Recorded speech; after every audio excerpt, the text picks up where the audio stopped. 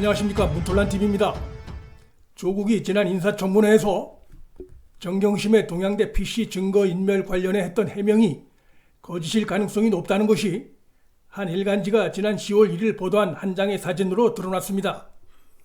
조국은 아내 정경심이 한밤중에 한투증권 김씨와 증거인멸을 위해 동양대에서 PC를 반출한 사실을 추궁하는 야당의 질의에 대해 아내 정경심이 연구실에 출근할 수 없는 상태여서 필요한 서류를 확보하기 위한 것이었다고 주장하면서 자료 확보 이후에는 아내는 몸이 아파 부산으로 내려가고 한투증권 직원은 서울로 올라갔다고 답한 바 있습니다.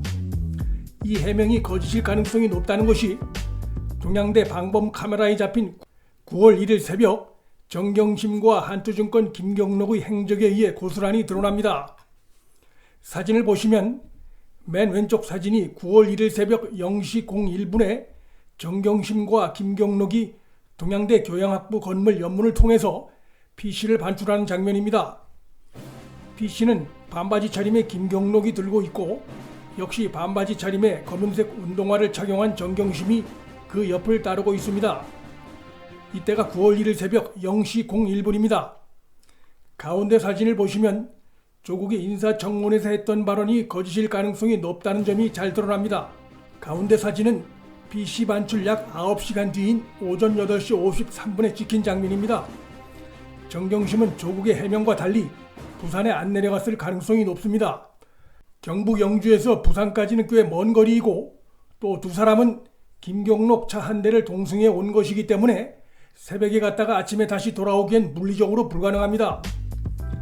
정경심이 나갈 때와 같은 복장으로 서류 뭉치를 잔뜩 들고 다시 학교 건물 안으로 들어오고 있습니다. 여기서 조국의 인사청문회 당시의 발언을 다시 들어봅니다. 가지로 간 것입니다. 그래서 그 압수수색 당하기 전날 가서 그거를 집으로 빼돌렸다가 집으로 가져온 것도 아니고 한투증권 직원 트렁크에서 발견됐어요. 그 PC가. 너무 안 좋은 상태라서 아는 그 한투 직원이 운전을 했고요. 하고 난 뒤에 제 차는 부산으로 내려갔습니다. 서울에 귀경하고 난 뒤에 만났고 조국은 정경심이 김경록과 헤어져 부산으로 내려갔다고 했지만 정경심은 9시간 만에 학교에 다시 나타난 겁니다. 또 아내가 몸이 아프다고 했지만 사진 속의 저 모습은 몸이 아픈 모습과는 거리가 있어 보입니다. 조국의 발언을 10분 이해하려면 정경심과 한투증권 김씨가 밤이 늦은 시각이니까 학교 근처에 어디 모텔 등에서 잠을 청하고 내려갔다고 볼 수도 있는데 그렇다고 해도 역시 의문스러운 점들이 남아 있습니다.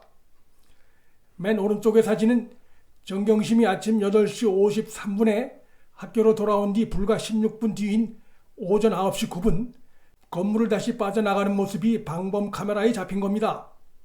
반바지와 운동화 차림은 그대로였고 창이 넓은 검은색 모자를 쓰고 등에 백팩을 맨 것이 달라진 점입니다. 역시 한 가지 중요한 차이점이 있습니다. 조선일보는 정경심의 오른손에 노트북 가방으로 추정되는 검은 가방도 들려 있었다고 보도하고 있습니다. 그렇다면 이 보도를 근거로 추정하면 미스터리가 또 하나 생깁니다.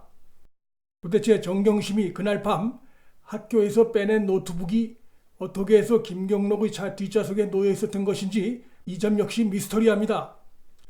정경심, 김경록 두 사람이 동양대를 함께 내려갈 때 이용한 차는 김경록의 차량이기 때문에 자신의 차량 뒷좌석에 정경심의 노트북이 실리는 것을 김경록이 모를 가능성은 별로 없습니다. 김경록은 자신의 차 뒷좌석에 노트북이 있는 것을 나중에 알았고 정경심이 갖다 달라고 해서 여의도의 모 호텔에서 만나 건네줬다고 하고 있습니다. 이런 점을 보면 김경록도 뭔가 거짓말을 하고 있거나 숨기고 있는 것이 있지 않은가 하는 생각이 듭니다. 김경록도 서울로 바로 올라가지 않은 것일 수가 있는데 정경심이 오전에 학교에 다시 나타나 들고 나간 노트북이 서울로 올라갔다던 김경록의 차량 뒷좌석에 올려져 있었고 차량 주인인 김경록은 그게 왜 자신의 차량 뒷좌석에 놓여 있는지 모르겠다고 하고 정경심 역시 노트북의 존재 자체를 펄펄 뛰며 부인하고 있습니다.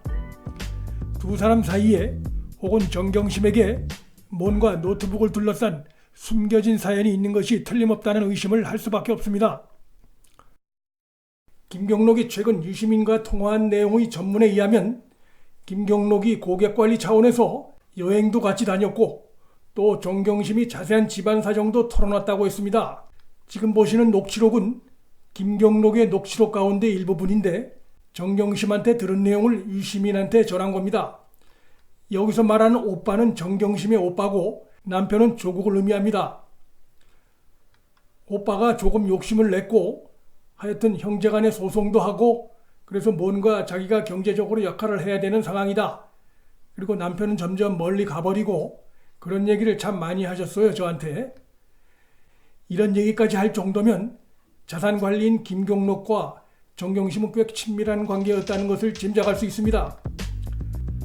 지금까지 언론에 공개된 정경심과 김경록의 관계를 보면 정경심은 증권사 젊은 직원 김경록을 마치 자신의 집사처럼 다뤘고 김경록은 고객이 원하는 것은 무엇이든지 들어주는 마치 정경심의 하인과도 같은 행동을 했습니다. 상식과 도를 넘어선 전주와 증권사 직원 간의 밀월 관계가 결국 두 사람을 공범 관계로 만들었습니다. 또한 이 과정을 처음부터 알고 지켜본 조국 역시 파렴치한 방조범 신세를 명기 어렵습니다. 동양대 측에선 이 PC 반출 사진이 보도된 후 자료 보존용 PC 반출이라는 조국 부부의 해명은 말도 안 된다며 학교 장비를 절도한 행위로 고발할 태세를 보이고 있습니다. 정경심이 12일 이 조사를 끝으로 검찰은 정경심에 대해 구속영장을 청구할 것으로 전망됩니다.